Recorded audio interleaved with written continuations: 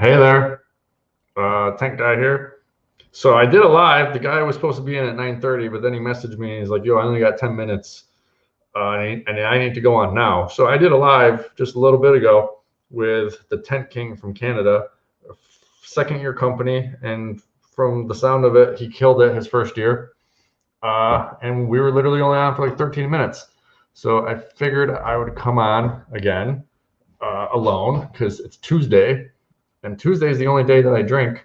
So just drinking and answering questions. I won't keep this one too long. So we got one person watching. Everyone's over watching Justin right now.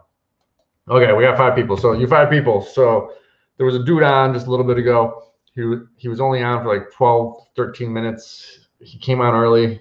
The Tent King from Canada. He had a run. So it was kind of like a short, quick thing. It was earlier than normal. So, and Justin's still doing something. He may join as he's still got his live going about foam machines. Out here. Yeah. Tomorrow I'm going to film He's still going live. Betty. So basically, I'm just drinking because it's Tuesday night. I only drink on Tuesdays. And I'm just going to sit here and answer questions. Randy, my first block I messed up. Came out pretty bad, but now I've got it down. So I'm making a few 350-pound blocks from Black and Roll. That's for my 10 by 10s and 15 by 15s, and then I'm going to switch over to 500 pounds. And then I was thinking, like, okay, so because these blocks take up a lot of room in the truck, we'll send frame tents in both trucks on both days, and that'll be great. And then I realized, oh shoot, I only bought one Black and Roll cart. So now the Black and Roll carts are expensive, guys. What was it? 47, no, it was $1,700 for the Black and Roll cart. So that was kind of crazy. But hey, whatever, it moves 700-pound blocks with ease. So, hey, Rosalio, I don't know how to say your last name, sorry. Ruiz from Fenville, Michigan. Hey, Rosalio, this is an opportunity to ask any question you want, because we don't have anyone else on who I'm trying to like listen to. So yeah, 2,500 for both the mold and cart. So yeah, I want to get your cart back to you, or not your cart, your form back to you. So I'm thinking of buying a cart, I want to get your form back to you, so I'm thinking of buying a form as well. And then I was thinking, why don't I just make a block every single day and like then sell them for $80 a piece or whatever to people around me. I got to get everyone around me off of water barrels. They got to start doing Black and Roll as well. Just saying hi and bye up in a crane at the steel mill. Wow, that's crazy. Yeah, next week we have someone else on who's not really going to flake on me one week and then give me a real quick one the next week. But he's a busy dude. He's got to go do things. But yeah, I'm going to finish this beer. Have a beer for him. All right, I'll drink 2 beers for you real quick. That's cool. Yeah, is that the picture that you sent me? Yeah, right now I'm operating out of my 16-foot box truck that I own, which is kind of annoying when I got to do a catering job, because like the oven, fridge, hot box, grill, and then the tent and other things take up the entire truck. And then very little can fit in. So it's like some jobs are just like you just do one job and then you come back. But fortunately, right now there's only like 2 or 3 jobs a weekend. So in a few weeks, I'll be getting my first 26-foot truck, and then probably 2 weeks after that, I'll get my second 26-foot truck once it really picks up. It's going to be a good summer.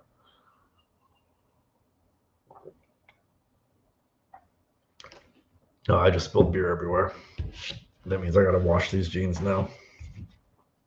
But yeah, so the Nerf stuff, if anyone that doesn't know, I started a Nerf war business, and we've been getting pretty consistent bookings on that. Our first job is June 1st.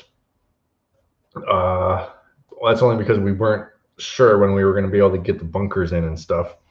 But I got everything else in. We got the bunkers, the guns, the darts, all that stuff. The only thing I don't have yet is like the safety goggles, but that can be ordered on Amazon. And then that's going to be cool. Basically, what I'm thinking with the Nerf is it's barely going to be like online advertising and stuff. I'm just going to leave a stack of cards on the table of Nerf guns. And parents are going to be like, whoa, this party is cool. My kid needs a party like this. And then we're just going to get parties from word of mouth mostly. I mean, that's kind of how it happened on Facebook. Someone shared it with someone, and they were like, oh, yeah, let's book this. And that person shared it with someone, and same thing. So even though it was online on Facebook, it was still like a word of mouth, just passing it around and whatever. But yeah, sorry guys, tonight's live sucks. Everyone's over there watching Justin. I told Justin, I was like, dude, don't do Tuesdays. Do a different day, because you're gonna like come into mine sometimes or whatever. And it hasn't happened yet, but it just happened. Everyone's over there really interested in his foam machine video. Like everyone's really hyped up about foam parties this year. For the 7 people watching, you guys know who Justin is. Justin Ferraccio. He's the main guy in the Party Rental Knowledge group. Just message him. He hates me for this, but just message him and say wet t-shirt foam machine. That he needs to wear a white t-shirt when he gets his foam machine in and get blasted with it. He hates it. He says that he's going to tell everyone if they see me at an ARA show or IAAPA that they need to come up and rub my head like Mr. Clean. I'm fine with that. But he doesn't want everyone contacting him and saying wet t-shirt foam machine. But I think it's hilarious. So everyone, just spam him. Let's annoy the crap out of him. What's the name of his channel? His channel is called Party Rental Knowledge, and he's on right now doing a live with the guy from Foam Daddy, which has a foam cannon. And his Facebook group is also called Party Rental Knowledge. So he's kind of more leaned towards bounce houses and like fun events, like games and the foam machine and a bunch of other things. Okay, go in there now. Yes, go there now because mine is boring tonight. Yeah. Foam seems cool. Might look into getting one for wet t-shirts. Yeah, so if you got a foam machine and you're going to a bar, that's what you're doing. You're going to bars at night, basically. I mean, some daytime parties, but you're going to bars for crazy parties and probably wet t-shirt contests, or I don't know. But that's kind of, I mean, there's way more that happens than just bar parties. But when you think of foam party, you think a party on New Year's Eve where the bar is just entirely filled with foam. Obviously, it's fun for kids too, and you can do it with slides and whatever. Oh, so I think it's too much to rent one tent for $220 for a 20 by 40.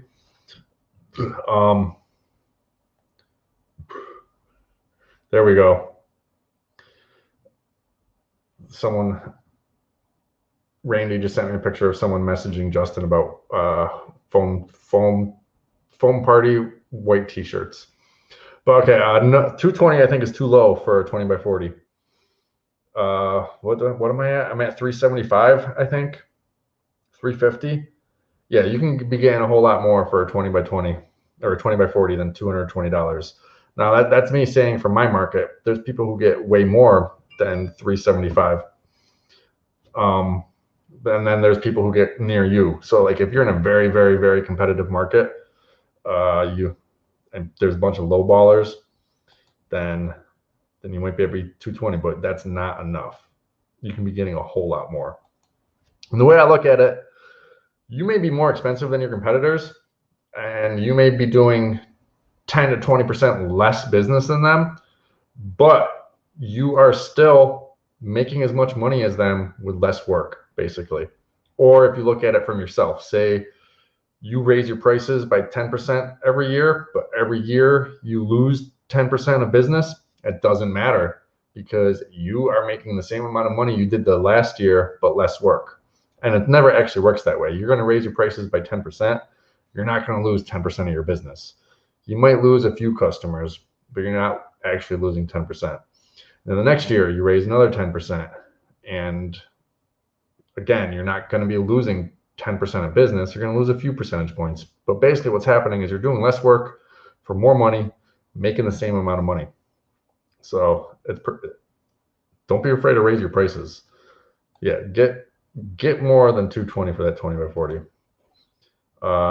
Randy's getting it for 250, and he might be able to get a little more too. But yeah, raise your prices, lose a little bit of business, but still make the same amount of money for less work. That's some guy told me that a long time ago, and I was like, yeah, that makes sense. And that guy who told me that went from one of the lowest priced people in his market to now the highest priced company in his market, and still has 40 employees and making $6 million a year. And he doesn't need to be the lowest. He can be the highest and do that. I think she's talking about a pole tent, but $530 for a 20 by 40 frame tent, that's good.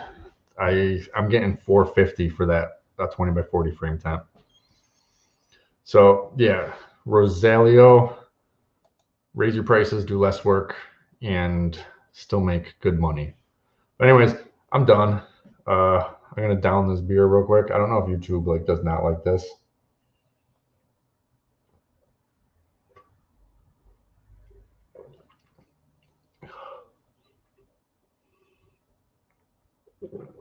And I'm out. Next week we have a party rental company owner named Jared, and he's not going to flake on me. And I like having other owners on because then people can ask questions and get different points of view. And I'll be drinking on next Tuesday. And anyways, I only have one beer left. I forgot to buy beer today. But anyways, thanks and have a good night, everyone.